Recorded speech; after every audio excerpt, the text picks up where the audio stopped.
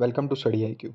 In this video, we will cover best 300 MCQs from the month of February. This is part 4. Let's begin this video. Soil Health Card scheme was launched to assist the state government to issue the soil health card to all the farmers of the country. Now recently, this scheme has completed how many years since its launch? So this scheme was launched in the year 2015 and recently this scheme has completed 10 years. Now, this scheme was launched by Prime Minister Narendra Modi in a place named Suratgarh, Rajasthan. So at Suratgarh, Rajasthan, this scheme was launched. Okay, now this scheme was launched to provide information to farmers regarding the nutrient status of their soil. And this card, which is given to the farmers under this scheme, this card provide the recommendation for the appropriate dosage of nutrients that is to be applied to the soil to improve the health of the soil and its fertility. Okay, so in this card will be helpful to these farmers. Now this soil health card scheme is a centrally sponsored scheme. It means that the funding under this scheme will be provided by the central as well as state government. Now the nutrient status with respect to 12 parameters will be provided under this scheme. Okay, now these 12 parameters are like zinc, copper, nitrogen, phosphorus, potassium, carbon, sulfur, iron, pH status, electrical conductivity, boron, manganese. So these are the 12 parameters on which this card is being developed. Okay, now as per recent information, 24.74 crore soil health card has been generated till date. Now this scheme has been merged in Rashtriya Krishi Vikas Yojana scheme under one of its component named Soil Health and Fertility, and it was merged from the year 2022-23. Okay, so this soil health card scheme has been merged with one of the component of Rashtriya Krishi Vikas Yojana. Now talking about Rashtriya Krishi Vikas Yojana, this scheme was initiated in the year 2007 and this scheme was launched to ensure the holistic development of agriculture and allied sectors. Now under this scheme, states are allowed to choose their own agriculture and allied sectors development activities. So they can choose the development activities under agriculture and allied sector. So the nodal ministry of Rashtriya Krishi Vikas Yojana is Ministry of Agriculture and Farmer Welfare, and it is a centrally sponsored scheme. It means central and state government in the ratio of 60:40 will be provided the funding under this scheme. In case of northeastern state and Himalayan state, it will be 90:10, and in case of Union Territory, all the funding will be provided by the central government. Okay, now this scheme incentivizes states to increase the public investment in this agriculture and allied sectors. Now in 2017, this scheme was continued with the changed name, that is RKVY Raftar. Raftar stands for remunerative approaches for agriculture and allied sector rejuvenation. Okay, and this new scheme, that is RKVY Raftar, major focus is on pre and post harvest infrastructure. Talking about the component of this scheme, there are around 9 components of this scheme, and one of the component is soil health and fertility. Other is Paramparagat Krishi Vikas Yojana, rain-fed area development, agroforestry, crop diversification program, accelerated fund for agri startups. Okay. As per recently released Times Higher Education, the World Reputation Ranking 2025, IISc, which is based in Bengaluru, which was ranked in the band 101 to 125 in 2020, has now slipped to 201 to 300 band. So its ranking has been slipped. Which of the following institute has topped this ranking? Okay, now this rankings, that is World Reputation Ranking 2025, is given by the Times Higher Education, which is based in London, and it is a British magazine. Okay, now as per this ranking, IISc has moved to the band 201 to 300, and this ranking is topped by Harvard University. Okay, now talking about the Indian institutions, IISc is in the ranking band of 201 to 300. In the same band, IIT Delhi is there, IIT Madras is there, and Shiksha Anusandhan is there. Now talking about the top rankers, Harvard University based in US has topped these rankings, followed by On the second rank, it is Massachusetts Institute of Technology and University of Oxford. On the fourth rank, it is Stanford University and University of Cambridge. Sixth rank is secured by University of California based in US. In the list from China, it is Tsinghua University, which is ranked at 8th position. Now, talking about these rankings assess the university based on their prestige worldwide. So based on their academic prestige worldwide, these rankings are being developed. And for the first time, Chile, Malaysia, Poland, and Portugal has universities from these 4 countries has been ranked in this list. Okay, and these rankings has been developed on 6 key indicators like research vote count, teaching vote count, research pairwise comparison, teaching pairwise comparison, research voter diversity, and teaching voter diversity. So on these 6 parameters, this ranking has been developed. This year in 2025, 300 universities from 38 countries has been featured in this list. Recently, which of the following companies has become the first private Indian company to develop liquid-fueled supersonic ramjet engine, which is a propulsion technology critical for next-generation missiles and high-speed aerial platforms? So which private company from India has become the first to develop this liquid-fueled supersonic ramjet engine? So the name of company is Hyperix Aviation. Now, what is this propulsion technology? Propulsion actually is a machine that creates thrust to move an object forward. Okay. Now, talking about this engine, so the name of this engine is Tej. Name of this engine is Tej. Okay. Now, discussing about the Tej engine, it has speed between Mach 2 to Mach 4. Okay. Mach stands for the speed of the sound. Okay, now this engine offers critical advantages over traditional rocket powered systems, like it provides the greater efficiency, it can provide the extended range, and it can sustain the supersonic speed. Okay, other important thing that this company Hyperix in Aviation is developing is Kira M1. Now what is this Kira M1? It is a solid fuel ramjet propelled 155 extended artillery shell. So basically it is an artillery shell which will help India's long range artillery needs. Okay, and it can travel nearly 4 times farther than the conventional 155 artillery shell. Okay, so the range of this artillery shells has been extended to 4 times to the conventional artillery shell. And it is designed with AI guided navigation. So the navigation would be guided by the artificial intelligence.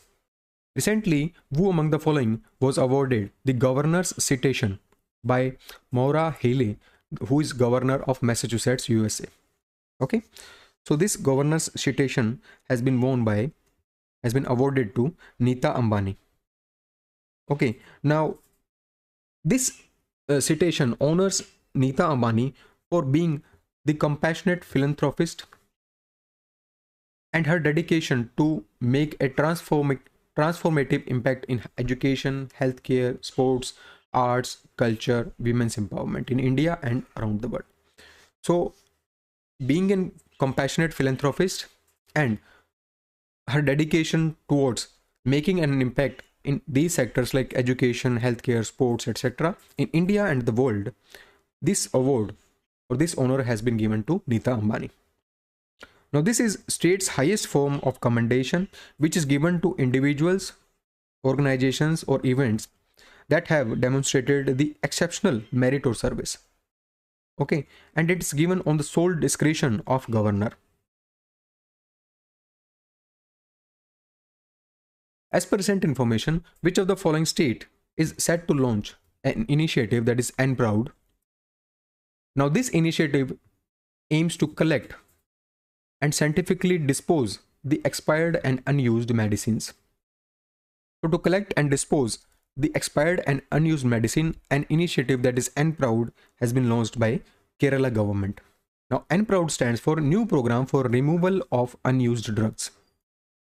Okay, now this initiative will be implemented for the first time in Kozhikode Corporation of Kerala, and it aims to tackle the lack of proper disposal systems, preventing the environmental pollution due to these medicines, then preventing the health hazards and preventing the antimicrobial resistance.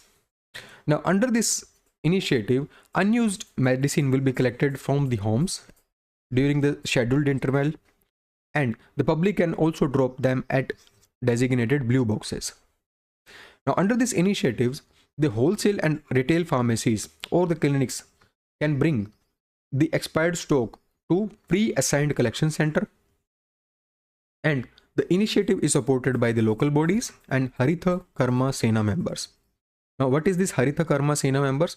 They are actually, this is an organization which is working in the field of sanitation and waste management. Okay. Now, these all medicines will be scientifically processed in at some plant in the Kerala. Recently, India's first road train was flagged off in Nagpur, Maharashtra. And this train is developed by Volvo Trucks. You have to tell me that this train is operated by which of the following companies? So this train is operated by Delhivery Limited. Now, what is this road train? Road train consists of a tractor. This is a tractor which is towing 2 or more trailers. Okay, that is what road train is. Now, in 2020, regulations were passed regarding the road train concept, which allowed the vehicle length up to 25.25 meters. Okay, now this road train is certified by Ministry of Road Transport and Highways and ARAI, that is Automotive Research Association of India, which will begin operations between Nagpur and Bhiwandi in Maharashtra. Okay. Recently, which of the following countries has been elected to Vice Presidency of International Association of Aids to Marine Navigation at ongoing First General Assembly of this organization in Singapore? So, at the First General Assembly of this organization in Singapore, which of the following countries has been elected as the Vice President? So, the name of country is India. Now, the first General Assembly also marked its transition from an NGO, that is non-government organization, to intergovernmental organization. Okay, India will host the General Assembly of this organization in the year 2027 in Mumbai. And talking about this organization, that is International Organization for Marine Aids to Navigation, this organization was launched in the year 1957, and it provides and collects the nautical expertise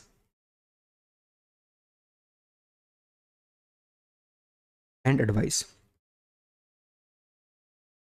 Okay, headquarters of this organization is located in France, near Paris. Recently, India's 4th generation deep ocean submersible, that is Matsya 6000, has successfully completed wet testing at Larsen and Toubro's shipbuilding facility in Kattupalli Port, Chennai. Now you have to tell me that this submersible, that is Matsya 6000, was developed by which of the following institutes? So the name of this institute is National Institute of Ocean Technology, based in Chennai. Okay, now this institute was started in the year 1993 and it is under Ministry of Earth Sciences. Now this Matsya 6000 was built under the Samudrayan project. It is being designed for deep sea exploration and scientific research. So for deep sea exploration and scientific research, this Matsya 6000 is being developed. Okay. Now recently wet testing of this Matsya 6000 has successfully completed. Before that, dry tests were also completed successfully. Now talking about Matsya 6000, it can accommodate 3 crew members in its 2.1 meter diameter spherical hull. So this is a spherical hull in which 3 crew members can be accommodated. Okay, and it is built to withstand the immense pressure at deep sea depths. So at deep sea depths, this submersible or this spherical hull can withstand the immense pressure. And why this Matsya 6000 is being launched? To explore the deep sea ocean and to explore the rare earth minerals from there, nickel, cobalt, manganese, and other sea minerals from the deep sea. Okay, it will have some high-end instruments, some oceanographic sensors, and equipment which are essentials for exploration of these minerals. It will also have some communication system, and endurance of this will be 12 hours under the normal operations, and which can go up to 96 hours in case of emergency for human safety. Talking about the Samudrayan, under which this submersible is being built, Samudrayan is also known as Deep Ocean Mission, and it was initiated in the year 2021. It is India's first manned mission to explore the deep ocean. Okay, and it is under the Ministry of Earth Sciences. It is a central sector scheme. It means that all the funding for this scheme would be provided by the central government, and the funding will be rupees 4,077 crores, which will be provided in the 2 phases during 2021 to 26. So during these years, the funding will be provided to this mission. Now this mission aims to develop a self-propelled manned submersible which can carry 3 humans to a depth of 6,000 meters. Now this mission is designed to study the deep ocean resources, conduct biodiversity assessment without disturbing the ecosystem. Recently, who among the following has been honored with an award, that is BBC Indian Sportswomen of the Year Award 2024. Okay, so this award has been given to Manu Bhakar. Now talking about this award was started in the year 2019, and this is associated with BBC company, that is British Broadcasting Corporation, which is based in London. Okay, now the inaugural edition of this award is given to PV Sindhu. Okay, now talking about the other awards that is being given to the other sports person, BBC Indian Sportswomen of the Year Award is given to Manu Bhakar. Actually, she has won 2 medals in 2024 Olympics.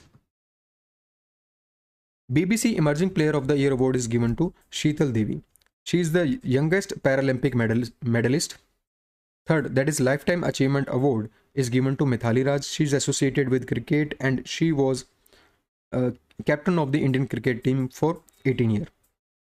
Okay, now last award, this Indian Para Sports Women of the Year Award is given to Avni Lekhara. She is associated with shooting, and she is also a double gold medalist at the Paralympics. So she won gold in 2024 and 2020. So in these 2 years, she won the gold medal at Paralympics. Recently, Prime Minister Internship Scheme is once again open for applications.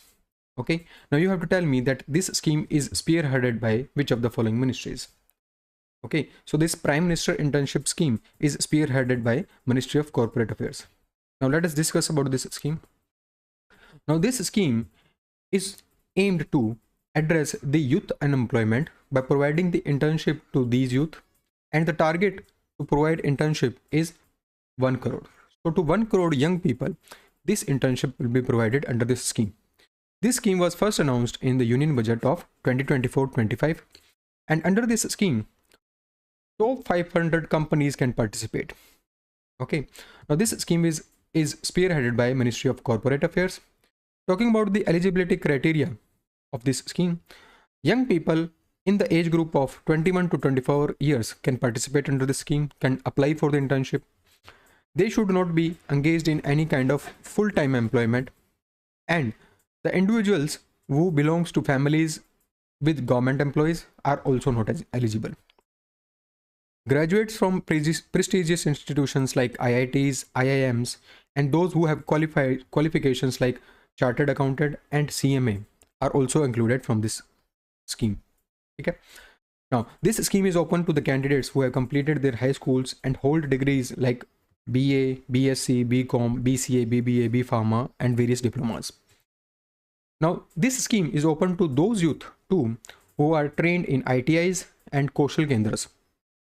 Under this scheme, government will provide a monthly stipend of rupees 4,500, and additional rupees 500 would be provided by the companies.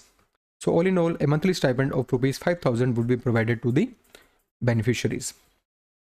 Okay, and a one-time financial assistance of rupees 6,000 will be provided to cover the incidental expenses. So this will be the one-time financial assistance. Monthly stipend of rupees 5,000 will be provided, and one time there is 6,000 of financial assistance will be provided. Now under this scheme, the target is to train 1 crore youth over the 5-year period. So over the 5-year period, 1 crore youth will be is targeted to train. Okay, now these youth are insured too, okay, under the scheme like PM Jeevan Jyoti Bima Yojana and PM Suraksha Bima Yojana. So under these two schemes, these youth will be insured. Okay, now the corporate participation, the companies which, the top 500 companies which can participate under this scheme should be selected on the basis of the CSR spending, their corporate social responsibility spending in the last 3 years. So on the basis of their spending in last 3 years in CSR, that is corporate social responsibility spending, they will be selected, and their involvement will be voluntary. So this internship will last for 12 months. Recently, which of the following companies has unveiled a powerful artificial intelligence system, that is Evo2? Now this Evo2 has been unveiled for genetic research. So this will be helpful for genetic research. Okay, and the name of this system is Evo2. This is launched by the company named NVIDIA, which is an American company, and its headquarters is located in Santa Clara, California. Okay, now talking about this model, this is the new foundational model that understands the genetic code of all domains of life. Okay, so for all domains of life, this will understand the genetic code. And it is also the largest publicly available artificial intelligence model for genomic data. It is built on NVIDIA's DGX cloud platform in collaboration with organizations like Arc Institute and Stanford University. Okay, now this Arc Institute is a non-profit research organization which is based in Palo Alto, California. So okay, so with the collaboration with these two universities and institute, this was built on NVIDIA DGX cloud platform. Okay, as per recent information, India has taken a significant leap in modernizing civil aviation sector. So to modernize the civil aviation sector, India has taken a significant leap. Now, but India has launched the electronic personal license for pilot. What is this electronic personal license? This is kind of license which is given to pilot, and now this will be provided in the digital form too. Okay, now with this, India has become the second country after which country to implement the digital pilot licenses, following the approval from ICAO, that is International Civil Aviation Organization. So following the approval from ICAO, India has become the second country to do this. So the first country is China. I'm talking about ICAO. ICAO headquarters is located in Montreal, Canada. Now it coordinates the principles and techniques of international air navigation, and it was formed in the year 1947. Now talking about this license, it is a digital form of the license, and this will be available on a application, that is eGCA application. And eGCA stands for e-governance for civil aviation. So on this application, this digital form of license, that is electronic personal license, will be available. Now talking about eGCA, eGCA stands for e-governance for civil aviation, and it is an e-governance platform which is launched by DGCA, that is Directorate General of Civil Aviation. Now this eGCA was launched in the year 2021. Okay. Now this eGCA brought into its fold approvals, certificates, and licenses which are issued by. So the approvals, licenses, and certificate which are issued by the DGCA, you can check that here on eGCA. Recently, which of the following companies has introduced world's first quantum chip named Majorna 1? Now, this chip has been designed to accelerate the production and the development of commercially viable quantum computers.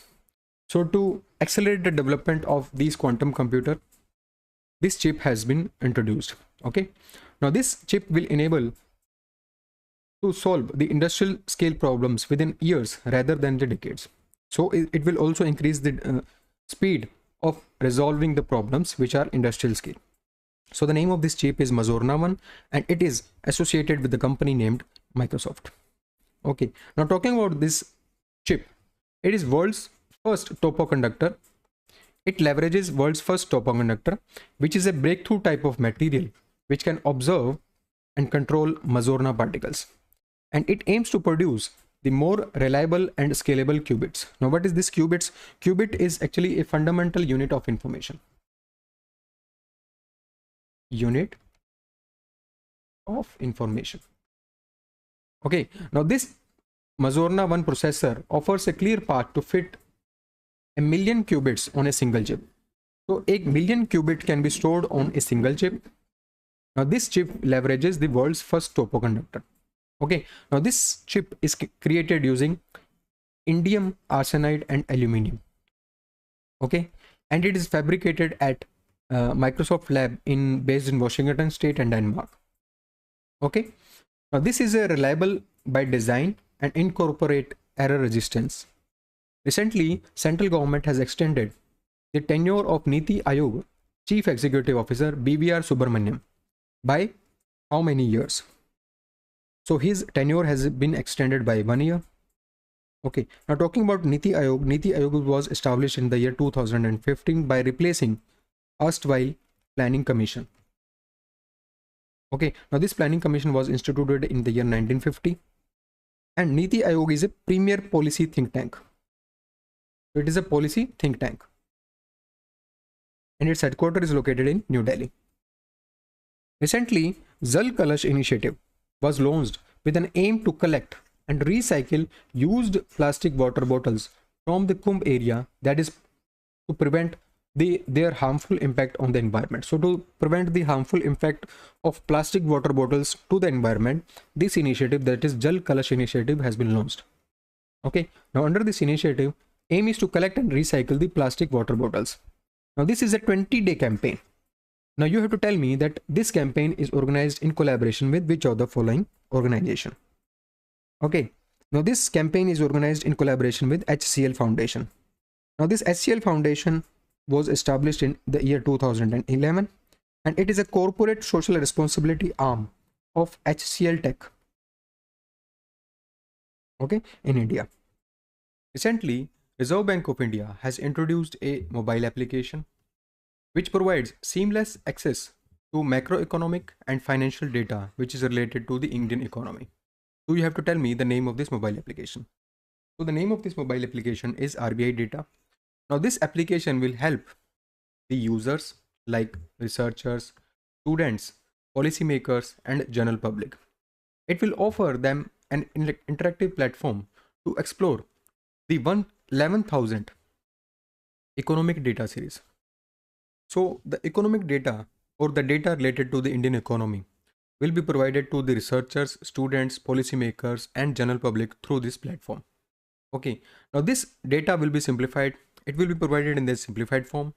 You'll see the data in graphs and chart form, and you can also download the data for the analysis. Okay, now there will be a section on this app, that is banking outlet section. Through this, user will find the banking facilities within the 20 kilometers area of their location. Okay, there will be another section, that is SAARC finance section, through which you can access data about the SAARC countries.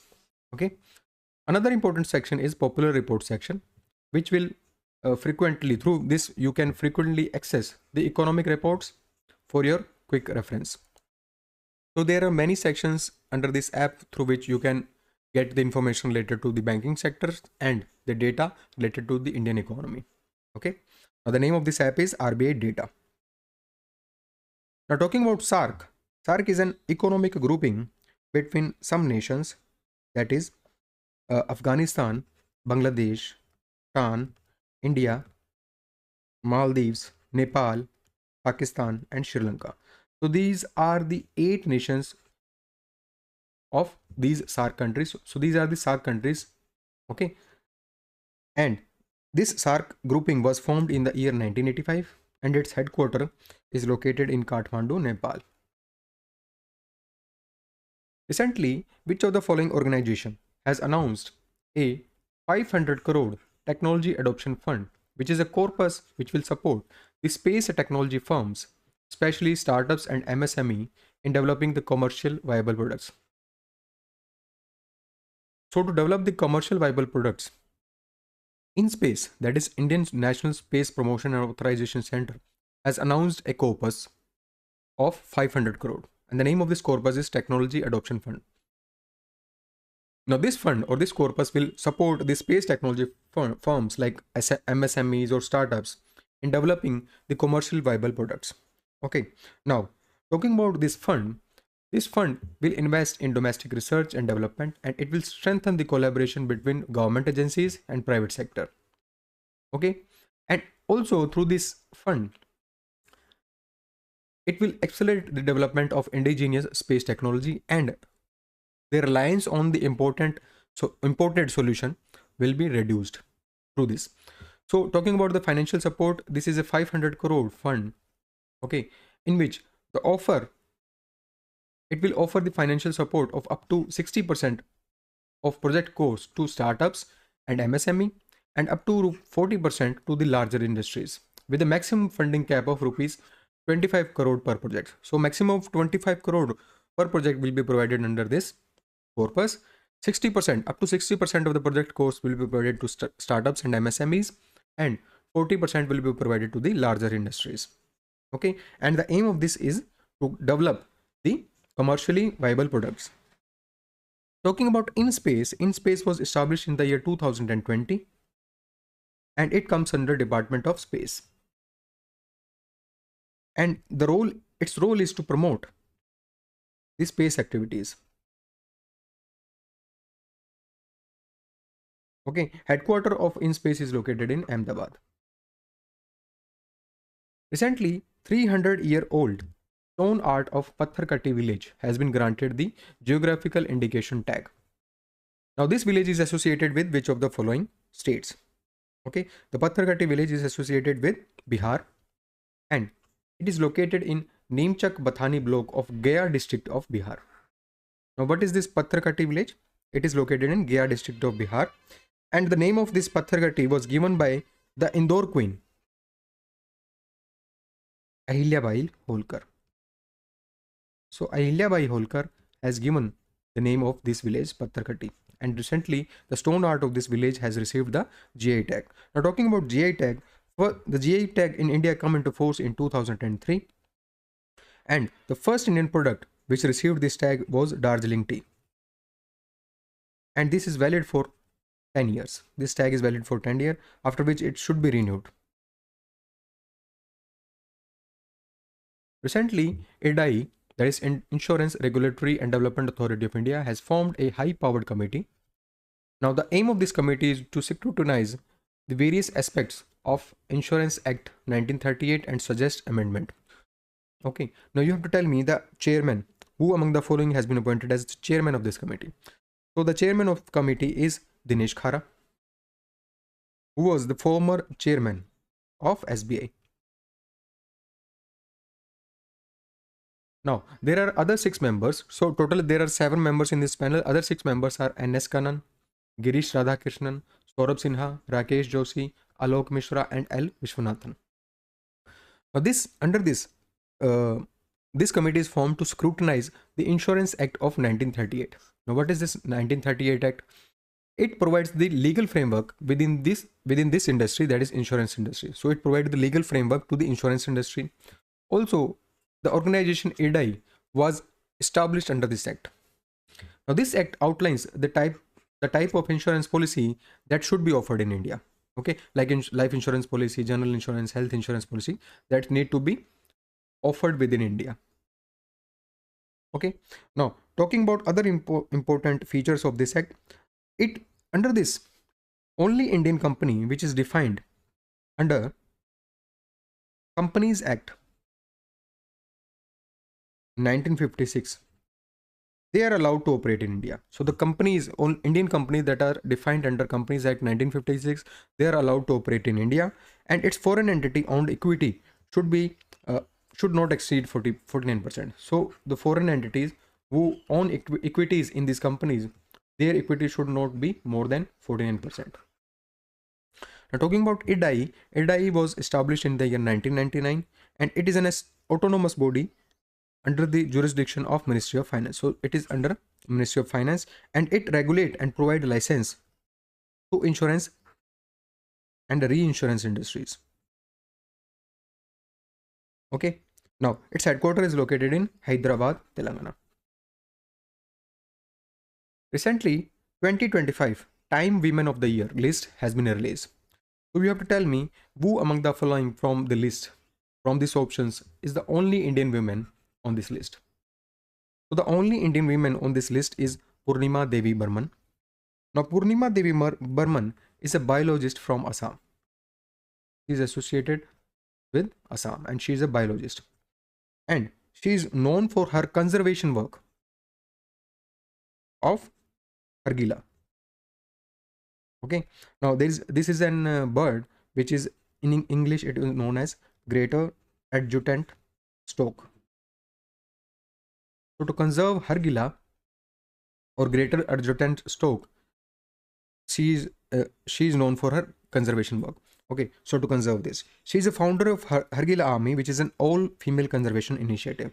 Okay, now talking about this list consists of 13 honorees like Nicole Kidman, Jordan Chiles, Anna Savai, Purnima Devi Burman, etc.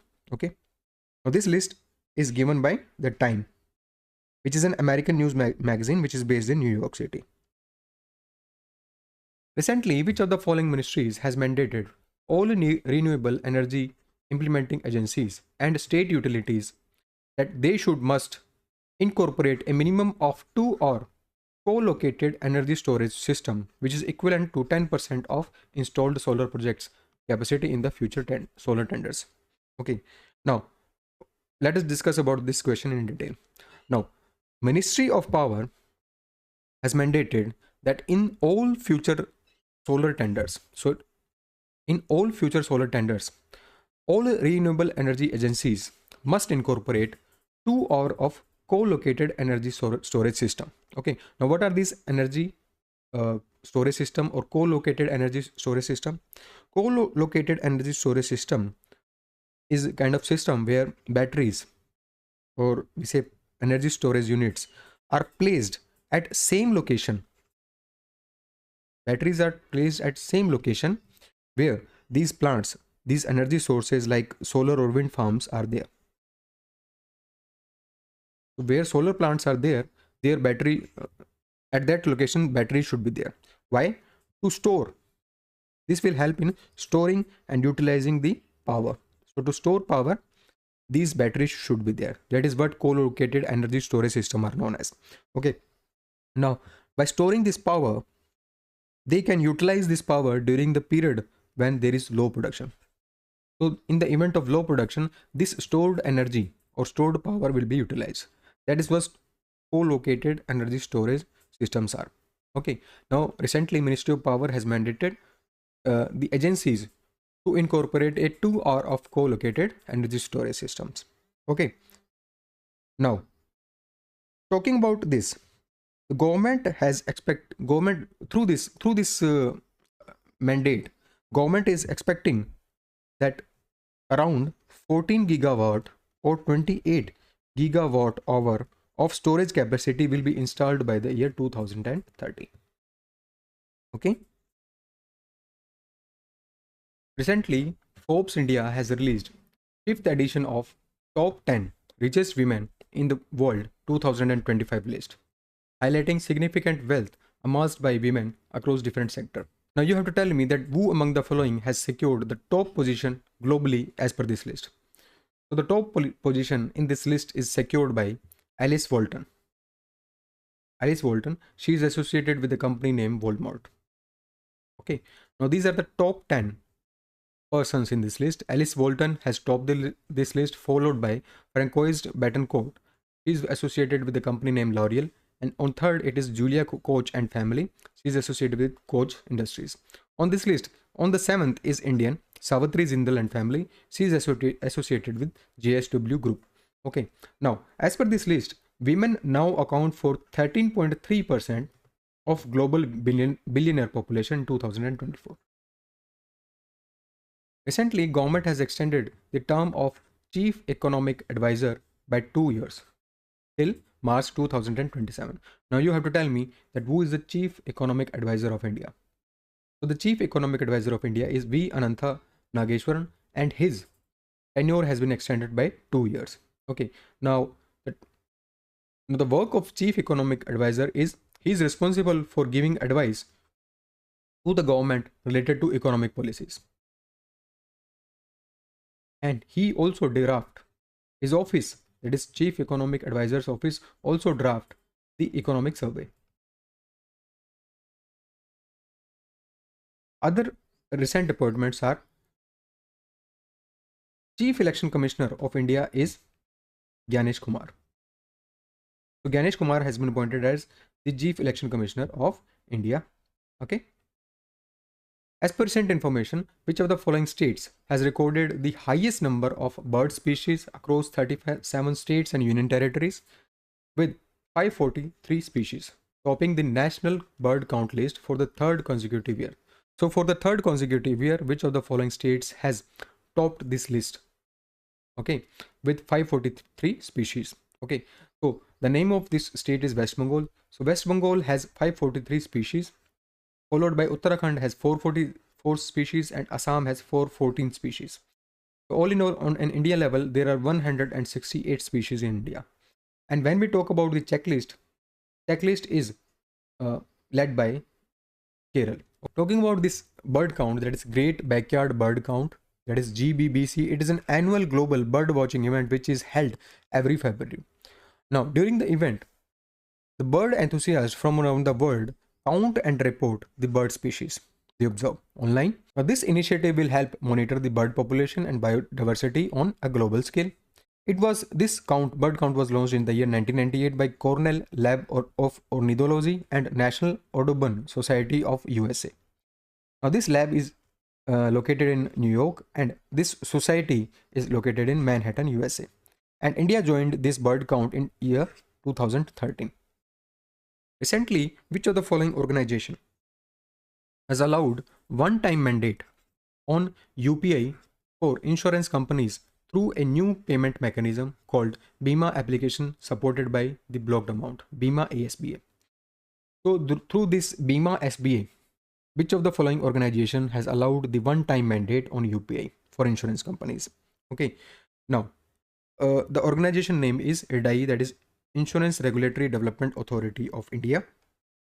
Now under this initiative, it will allow policyholders to block the funds in their bank accounts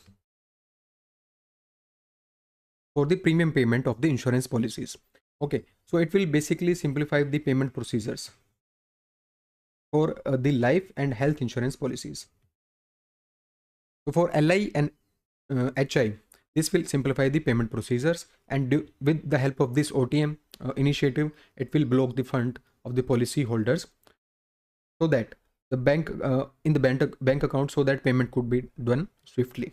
Okay, now under this, the premium will be deducted when the policy holder chooses to accept the proposal, and this fund will be blocked for a period of 14 days. Okay, and if the policy holder does not accept the proposal, his fund will be unlocked within 1 day. Recently, which of the following countries has approved the membership in OPEC Plus, which is Organization of Petroleum Exporting Countries? Okay, so the name of this country is Brazil. Now, talking about OPEC Plus is a coalition of 22 major oil producing nations. Okay, now this participation in OPEC Plus of Brazil is limited to Charter of Cooperation, which is actually a forum of oil producing countries to discuss the production strategies. So to discuss the production strategies, this forum was created. And this participation of Brazil will be limited to this Charter of Cooperation. Okay, now talking about the OPEC. OPEC was established in the year 1960 in Baghdad, Iraq, and there are 5 founding members of this OPEC organization. Are Iran, Iraq, Kuwait, Saudi Arabia, and Venezuela. And the main goal of OPEC was to align the petroleum policies among the members to maintain the stable prices, ensure reliable supply to consumer, and fair returns. Now, OPEC stands for 12 members. As of 2025, OPEC comprises of 12 members, that is Saudi Arabia, Venezuela, Iran, Iraq, Kuwait, Libya, UAE, Algeria, Nigeria, Gabon, Equatorial Guinea, and Republic of Congo. And headquarters is located in Vienna, Austria. Okay, in Baghdad, it was established, where agreement was done between these 5 founding nations. When we talk about the OPEC Plus is an organization of the OPEC member countries plus 10 other major oil producing nations. So OPEC Plus is a grouping of 22 member countries. Now these non-OPEC countries are exporting the crude oils, which termed as OPEC Plus. Now this alliance was formalized in the year 2016. And the countries are Azerbaijan, Bahrain, Brunei, Kazakhstan, Malaysia, Mexico, Oman, Russia, South Sudan, and Sudan. So these are the 10 countries which are the major oil producing nations which comes under OPEC Plus. Okay. Recently, which of the following countries has assumed the chairmanship of Bay of Bengal Intergovernmental Organization at 13th Governing Council meeting, which is held in Maldives? Okay. So which country has assumed the chairmanship of this organization? So the country name is India. Now talking about this organization was set up in the year 2003, and it aimed to assist the member countries, fisher folk, in increasing their livelihood opportunities and improving their quality of life. Now the main objective of this organization is to increase the awareness and knowledge of the needs, benefits, and practices of marine fisheries management, and also to enhance the skills of fisher folks through training and education.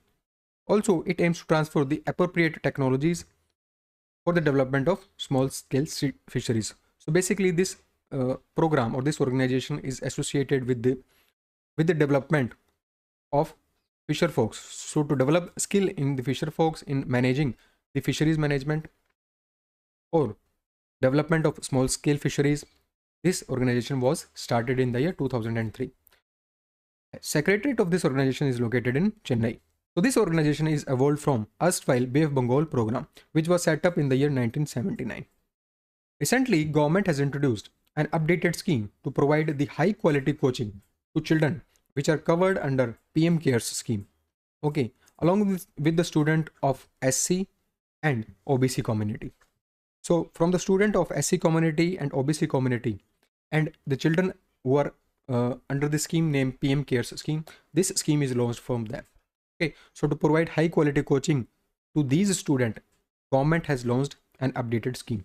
Okay, now you have to tell me the implementation of the scheme will be overseen by which of the following organization in collaboration with central universities.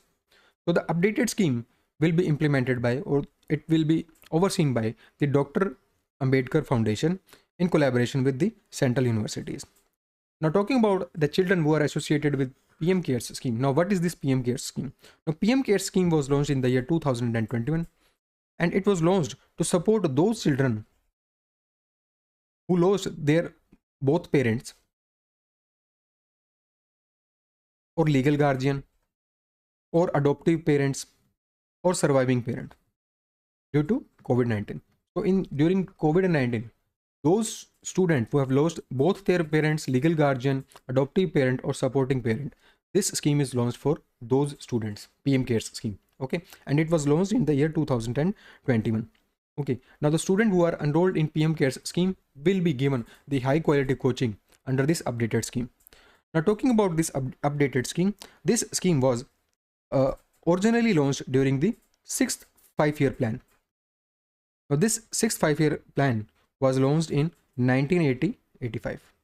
So these were the 5 years during which this 6th 5-year plan were launched.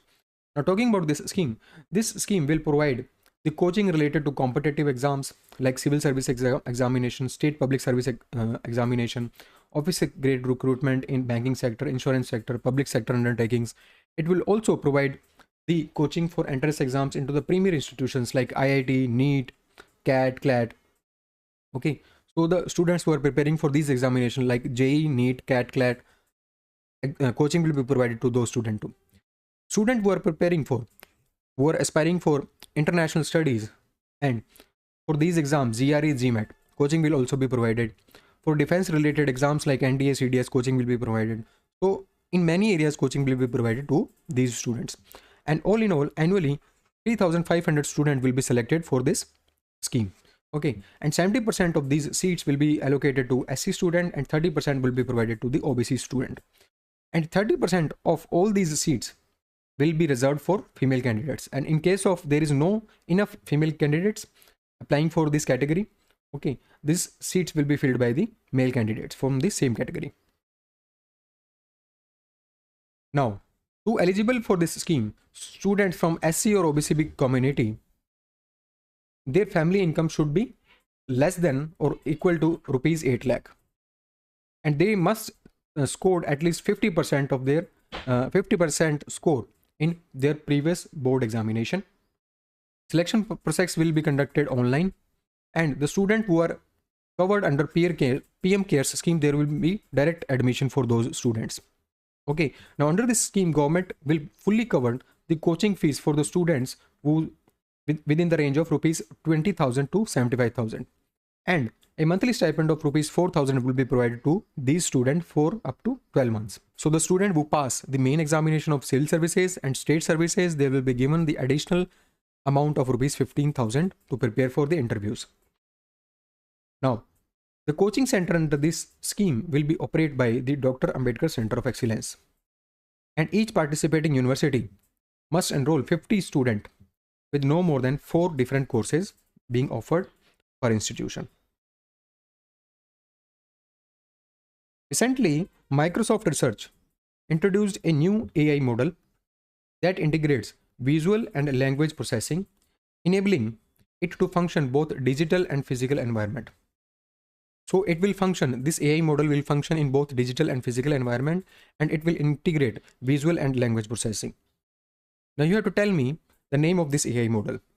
So the name of this AI model is Magma, and it is launched by Microsoft company. Now this Magma model will process data related to text, images, and videos. Okay, so that's why this will combine both visual and language processing. Okay, now this Magma development is a collaborative effort of many institutions like Microsoft, academic institution like KAIST, which was known as Korea Advanced Institute of Science and Technology, which is associated with the country named South Korea. Other institutes are University of Maryland, University of Wisconsin, Madison, and University of Washington. So all these institutions and organizations have collaborated to develop this Magma AI model. Now, other important update related to Microsoft is it has launched a chip named Mazorna 1. It is world's first quantum chip, which will speed up the production and development of commercially viable quantum computers. Okay, so to increase the pace of development of quantum computer, this Mazorna chip was launched by Microsoft. As per recent information, recently a list, that is 2024 Burgundy Private Hurun India 500 list was released. You have to tell me that which of the following companies has retained its position as India's most valuable company for the fourth consecutive year. So the company name is Reliance Industries Limited. Now this list is released by Burgundy Private and Hurun India. Now as per this list, Reliance Industries has topped with it is India's most valuable company with the valuation of rupees 17,52,650 crore rupees. And on second it is TCS, third is HDFC Bank. Okay. Now talking about this list is the fourth edition of this list. Okay, so this is the fourth edition, and it is based on the market capitalization for the listed companies and valuation estimates for the unlisted. This is how the valuation of the company will be calculated, or the rankings would be provided under this list. And under this list, financial sector and healthcare sector dominates. So this list is dominated by the financial services sector and healthcare services sector. Now, from the financial services sector, there were 63 companies which has ranked in this list, and from the healthcare sector, there are 59 companies which has ranked in this list. When we talk about the cities, Mumbai has topped with 154 companies, followed by Bengaluru, and it is followed by New Delhi. And when we talk about the state, Maharashtra has 189 companies in this list. From Karnataka, there are 45 companies in this, and from Haryana, there are 41 companies in this list. Top 10 unlisted companies are, on the top it is NSE India, second one is Serum Institute of India, third one is Joho Corporation. All these companies are unlisted. And when we talk about the sectors, financial services sector is on the top, followed by energy, and it is followed by automobile and auto component companies. Top 10 largest employers are, so the largest employer in India is TCS, that is Tata Consultancy Services, followed by Quess Corp, and it is followed by Larsen and Toubro. Recently, Prime Minister Narendra Modi has inaugurated first edition of School of Ultimate Leadership Conclave. So the Seoul Leadership Conclave was inaugurated by Prime Minister Narendra Modi, and it was the first edition of this conclave. Now, this edition or this conclave was organized at which of the following locations? So this conclave was organized at New Delhi. Now, talking about Seoul, that is School of Ultimate Leadership, it is an independent, non-partisan institute which is based in Gujarat.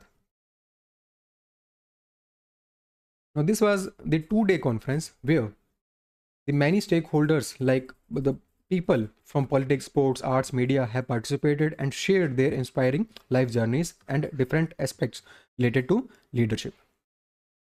Now, this School of Ultimate Leadership is an upcoming leadership institute based in Gujarat, and its head office is located in Ahmedabad. Recently, which of the following states government, in collaboration with Remedio, has launched an initiative which is Nayan Mitram 2.0. It is world's first government-led artificial intelligence assisted chronic eye disease screening program. So Nayan Mitram is world's first artificial intelligence assisted chronic eye disease screening program. So it will screen the eye disease with the help of artificial intelligence, and the name of program is Nayan Mitram. It was associated with Kerala government, and Kerala government in association with Remedio has launched this program. First phase of this program was targeting the disease named diabetic retinopathy. Okay, so during the first phase, diabetic retinopathy were screened. Okay, and in the second phase, in addition to this diabetic retinopathy, glaucoma and age-related macular degeneration will also be screened. Now, this Nayan Mitram program will leverage the artificial intelligence to enhance the early detection, and it will also streamline the disease screening. So it will enhance the early detection of the disease. Okay, and these cameras, this artificial intelligence has some cameras which will instantly classify the referable or non-referable diseases. Okay, so the cases which are referable or non-referable, these cameras will classify that. Recently, who among the following has been appointed as 9th director of FBI, that is Federal Bureau of Investigation, and he has become the first Indian American to lead the agency. So Kash Patel has become the 9th Federal Bureau of Investigation director. Okay, so Kash Patel's full name is Kashyap Pramod Vinod Kash Patel. Okay, and he has become the 9th director of FBI. Now, talking about FBI, FBI is associated with the United States of America, and it is Domestic Intelligence and Security Service Agency. It works in the area of counterterrorism, counterintelligence, criminal investigative organization. It was established in the year 1908, and its headquarters is located in Washington. As per recent information, a team of researchers from which of the following institute have come up with an artificial intelligence powered data integration and predictive analytics tool named AMR Sense? Now, this tool will help in understanding the patterns of antibiotic resistance in real time. So, to understand the pattern of antibiotic resistance, this tool, that is AMR Sense tool, is developed by the researchers from which of the following institutes? So, this is developed by the researchers of IIIT Delhi, that is Indraprasth Institute of Information Technology, Delhi. Now, what is this antimicrobial or antibiotic resistance? Antimicrobial resistance is that when microbes like bacteria, viruses, or fungi involve, it evolve that much that they no longer respond to the medicine. So they no longer respond to the antimicrobial medicines. This is what antimicrobial resistance is. Okay. And to understand the pattern of antibiotic resistance, this tool, that is AMR Sense tool, has been developed by IIIT Delhi researchers.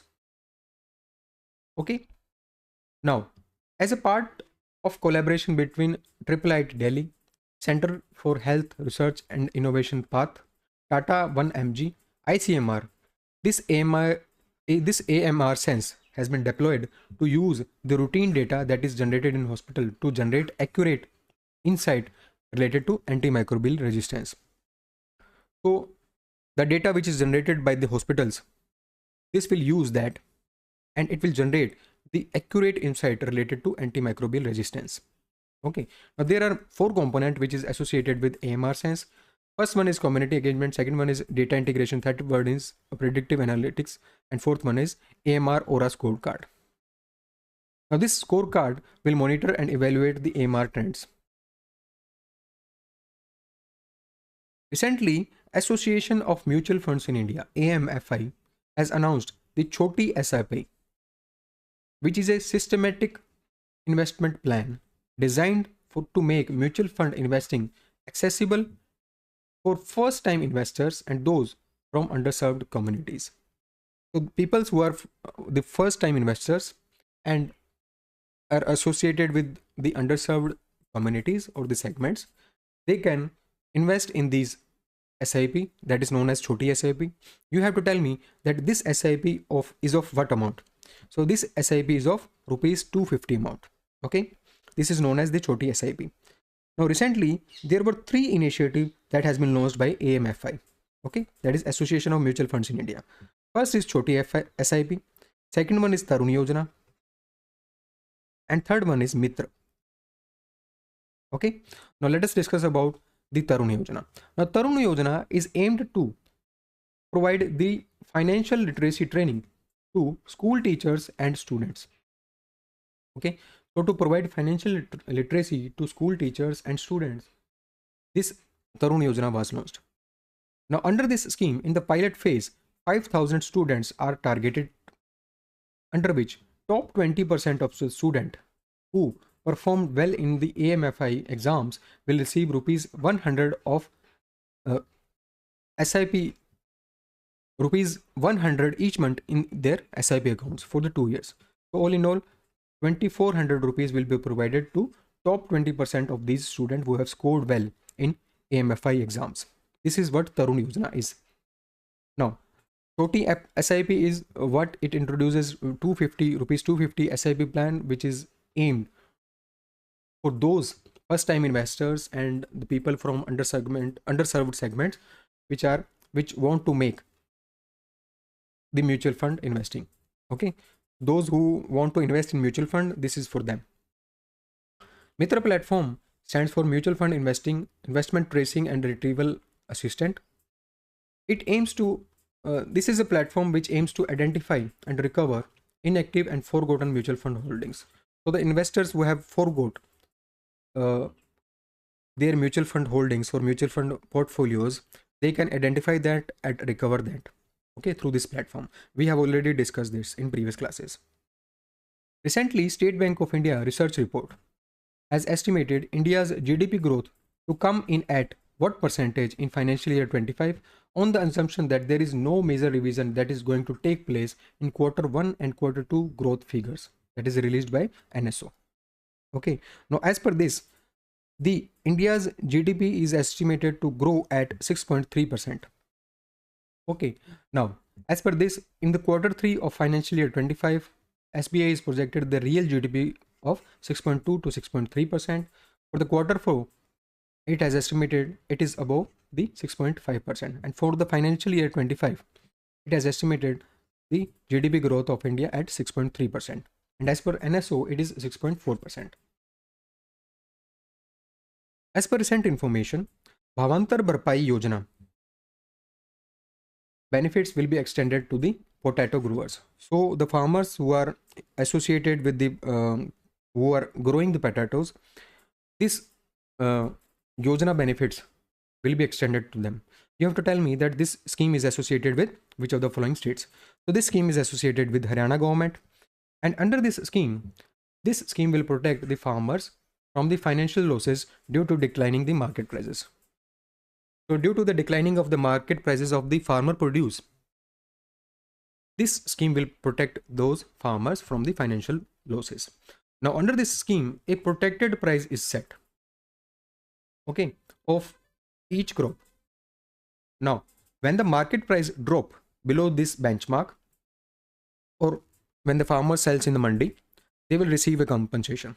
Okay, now what happens, there is some kind of price. For example, for potato, Haryana government has set the price of rupees 10 per kg. And when the price of this potato decrease from rupees 10, for say it is rupees 8 or rupees 7, then this Haryana government will protect these farmers from this secured price. It will provide this price to that farmer. Okay, they will receive the compensation for the difference. Okay, now for example, it is rupees 8 which is in the mandi, and the protective price is rupees 10, then the difference is between these two prices is rupees 2. This rupees 2 will be provided by the Haryana government to the farmers. Okay, now under this scheme there are 21 horticulture crops which are included. Okay, these crops are here: okra, chili, gourd, bitter gourd, cabbage, etc. And under this scheme, landowners and tenants both are eligible to take the advantage.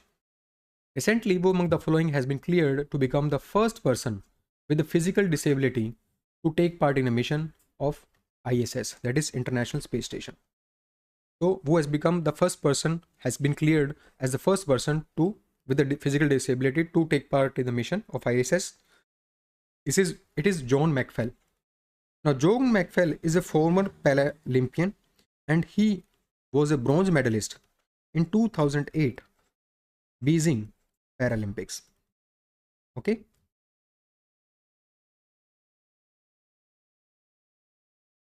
now talking about ISS, that is International Space Station.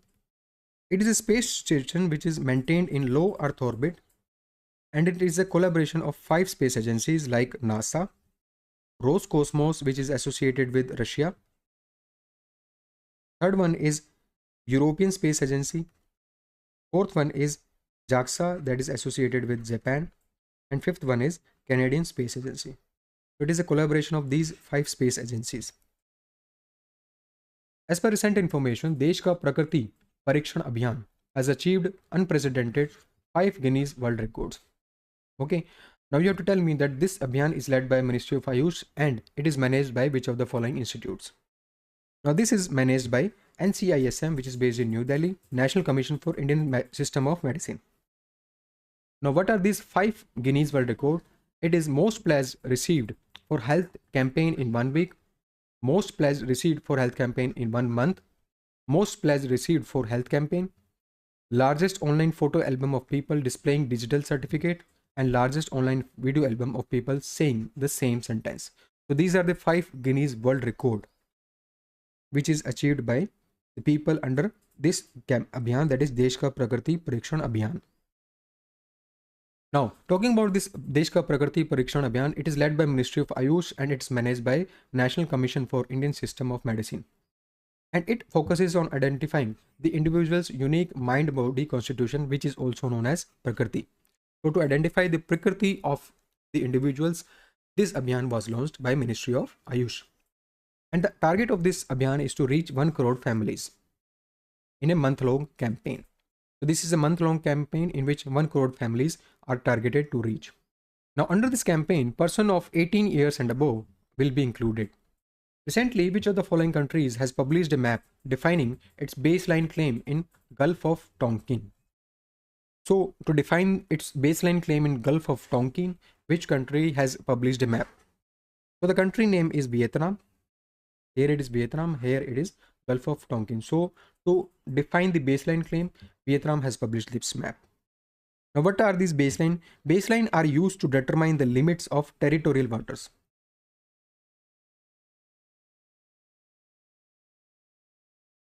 And exclusive economic zone. So to determine the limit of territorial water and exclusive economic zone, these baselines are used. Okay.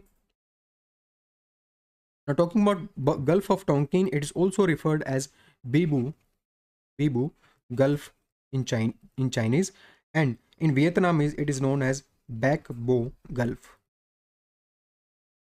Recently, Prime Minister Narendra Modi has inaugurated Center of Excellence for Indigenous Breeds in which of the following cities, which has been built under Rashtriya Gokul Mission. So this Center of Excellence for Indigenous Breeds has been built under Rashtriya Gokul Mission. You have to tell me that this Center of Excellence has been inaugurated at which of the following places. So the place is Motihari, Bihar.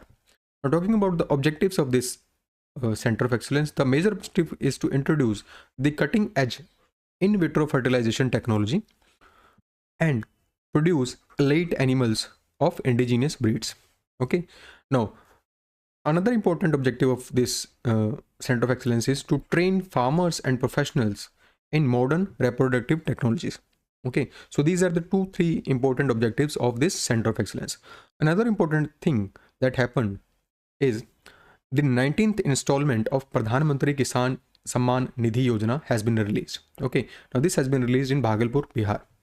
Now this installment was of rupees 22,000 crore and it is provided through the direct benefit transfer. Now, talking about the Rashtriya Gokul Mission, it was launched in the year 2014 and it aims to promote the rearing of indigenous cattle and their conservation. Now, the major objective of this Rashtriya Gokul Mission is to promote and conserve the indigenous cattle breeds, inaugurate or implement some kind of breed development programs to improve the genetic profile of indigenous cattle breed. Third one is to improve the productivity of indigenous bovine animals so that there could be increased milk production, there could be increased bovine productivity, etc. Okay.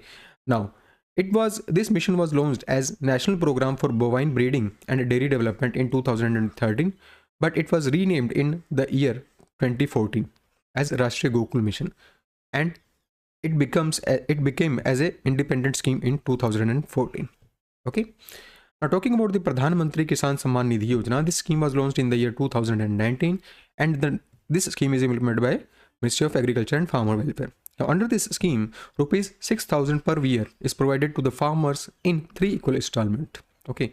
Now each installment will be of rupees 2,000 and it will be paid to the farmers every 4 months. This scheme is eligible for all land holding farmers. Earlier in the starting, initially, it was for the farmers who has the land holding of up to 2 hectares, but later on it was extended to all the land holding farmers. Recently, Asia's first international Hyperloop competition, fostering global collaboration and innovation for real world implementation of Hyperloop technology, was organized. Now you have to tell me that this competition was organized by which of the following institutes. Now this competition was organized by IIT Madras and this competition was related to the Hyperloop technology. Okay, so to foster the global collaboration and to promote the innovation, this competition was organized. Now this competition is related to Hyperloop technology. Now what is this Hyperloop technology? Hyperloop is a high-speed train that travels in a near vacuum tube. So there will be a near vacuum tube in which this train will be traveling, and in this near vacuum tube there will be very much reduced air resistance that will allow to reach the speed at over 1000 km per hour. Okay. So this train can reach the speed of 1000 kilometer per hour due to the reduced air resistance. Okay, and this train will travel in the near vacuum tube. Okay, that is what Hyperloop is. Okay, so to foster collaboration on this technology, this competition was organized by IIT Madras. Okay, now another important organizations are IIT Madras Pravartak Technology Foundation, Sai India, Railways Ministries, which are jointly conducting this competition. Now, under this competition, there are 10 teams who are participating, comprising of 200 students. Now, this competition is aiming to unite the global talent, industry leaders, and researchers to foster collaboration and innovation in this Hyperloop technology. Okay, now this competition is backed by industry players like Indian Railways, which has the vision for next generation transportation, ArcelorMittal, which will help in developing of the tubes, ANSYS, which will provide the advanced simulation tools for Hyperloop design. Fourth one is Sai India, which will facilitate the technological advancement in Hyperloop sphere. And last one is IIT Madras Pravartak, which will support the Hyperloop innovation and entrepreneurship. Now, this competition will have 3 categories. That first one is port demonstration, second one is Hyperloop InnoQuest, and third one is DesignX. Now, an important social campaign named GSC Jigyasa was also launched. Okay, now this was launched to foster the interest towards STEM subjects like science, technology, engineering, and math subjects. So to foster interest in these subjects, this GSC Jigyasa social campaign was launched. Recently, who among the following was conferred the award, that is Knight Commander of Most Excellent Order of the British Empire medal? Okay, so this medal was given to Sunil Bharati Mittal. Okay, now talking about this medal is associated with United Kingdom government. Now talking about this medal is related to the Britain, and it recognizes the outstanding contribution in fields like arts and sciences, charitable and welfare organizations, and public service. Okay, so the people who are doing outstanding work in this field of art, sciences, charitable work, welfare organization, public service, they are recognized with this award. Okay, now this award was started in the year 1917 by King George V. Okay, and when we talk about the Sunil Bharati Mittal received the Padma Bhushan Award in 2017, and he's an Indian industrialist and philanthropist. A few days back, N. Chandrasekharan also received the Knighthood of Most Excellent Order of British Empire. Okay, so this award was received by the N. Chandrasekharan, who is the chairman of Tata Group. Recently, who among the following has won the Sports Star of the Year award in female category at 2025 Sports Star Aces Award? Okay, so this award is secured by, in female category, Manu Bhaker. Okay, now this was the 7th edition of this award, and this award is presented by Sports Star, which is a monthly sports magazine published by a publisher named The Hindu. Okay, and these awards were started in the year 2019. Now, other important awards are: the male award is given to P.R. Srijesh, female award is given to Manu Bhaker, the Sportsman of the Year, Olympic Sports, is given to Aman Sehrawat, Swapnil Kusale, and Sarbjot Singh, and Sports Women of the Year, Olympic Sports, is given to Manu Bhaker. Coach of the Year is Jaspal Rana. National Team of the Year is India's chess men's and women's team. So there are other awards, you can see that here. Recently, Coalition for Environmentally Sustainable Artificial Intelligence, it was launched to promote the global adoption of environmentally sustainable AI practices. So to promote the adoption of environmentally sustainable artificial intelligence practices, this coalition, that is Coalition for Environmentally Sustainable Artificial Intelligence, was launched. Now you have to tell me that this coalition is spearheaded by France, UNEP, and which of the following organization? So this coalition is spearheaded by France, UNEP, and ITU, that is International Telecommunication Union. Now under this collaboration, the objective is to encourage artificial intelligence role in decarbonization, pollution reduction, biodiversity preservation, ocean protection, and also to develop some metrics for artificial intelligence to standardize the environment metrics. Okay. Another important objective is to prioritize the sustainable artificial intelligence research. Now, over 100 partners, including 37 tech companies, 11 countries, and 5 international organizations, aim to ramp up this global momentum to place artificial intelligence on more environmentally sustainable path. Now, talking about UNEP, UNEP was established in 1972 and its headquarters is located in Nairobi, Kenya. And it is responsible for coordinating responses to environmental issues within United Nations system. Recently, which of the following companies has introduced a groundbreaking artificial intelligence system called AI Co-Scientist?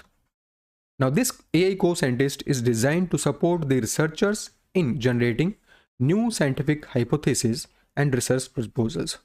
So it will help the researchers to develop the new scientific hypothesis and research proposal.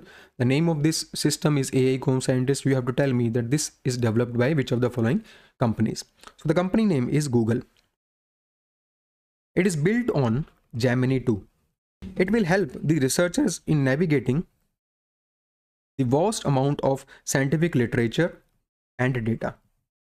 So by navigating this vast amount of scientific literature and data, the researchers can generate new research proposals. Recently, Indian Coast Guard has successfully conducted a security exercise along the coast of West Bengal. Now, this exercise was conducted to test and enhance the coastal security mechanism by involving the multiple agencies. Now, what is the name of this exercise? So the name of this exercise is Sagar Kavach, and it was a 2-day exercise which was held in West Bengal. Another important exercise which was recently conducted was Jal Thal Raksha. It was conducted by Indian Army in collaboration with Indian Coast Guard and Marine Police, and it was conducted in Bet Dwarka of Gujarat. Okay, now the aim of this exercise was to bolster security in Dwarka region and its surrounding islands. Okay. Recently, Haryana government has rolled out a scheme, that is Haryana Witness Protection Scheme 2025. Now the aim of this scheme is to ensure the protection of witnesses as the state gears up to implement the 3 new criminal laws. Now this witness protection measures will be proportionate to the level of threat, and it will provide for a specific duration, not exceeding how many months at a time. So this will be provided for a specific duration and it will not exceed 3 months at a time. Name of this scheme is Haryana Witness Protection Scheme. Now these 3 criminal laws are, which has been introduced recently, which Haryana government is going to implement, is Bharatiya Nyaya Sanhita Act 2023, Bharatiya Nagrik Suraksha Sanhita Act 2023, and Bharatiya Sakshya Adhiniyam Act 2023. So these are the 3 new criminal laws which Haryana government is planning to implement, and for which this scheme, Haryana Witness Protection Scheme, is launched. Now under this scheme of Haryana government, there are 3 categories of witnesses. First one is Category A, under which threat extends to the life of witness, their family members, any person in whom the witness is interested. Second is Category B, which involves cases where threat extends to the safety, reputation, property of the witness and their family members. Third one is Category C, which applies where the threat is moderate and it involves harassment and intimidation of witness and their family members. So these are the 3 categories under this scheme. Okay. Now under this scheme, the accused do not come face to face during investigation. These are the witness protection measures through which a witness and accused do not come face to face. Also, if the witness requests, they would be provided the new identity. Recently, who among the following has been appointed as Principal Secretary 2nd to Prime Minister Narendra Modi. So Shaktikant Das, who was earlier the governor of Reserve Bank of India from the year 2018 to 2023, has been appointed as the Principal Secretary second to the Prime Minister of India. So the Principal Secretary one is Pramod Kumar Mishra. Okay, now what are the role of this Principal Secretary to the Prime Minister of India? They are the administrative head of PMO, that is Prime Minister Office, and they advise Prime Minister on domestic and foreign policy affairs.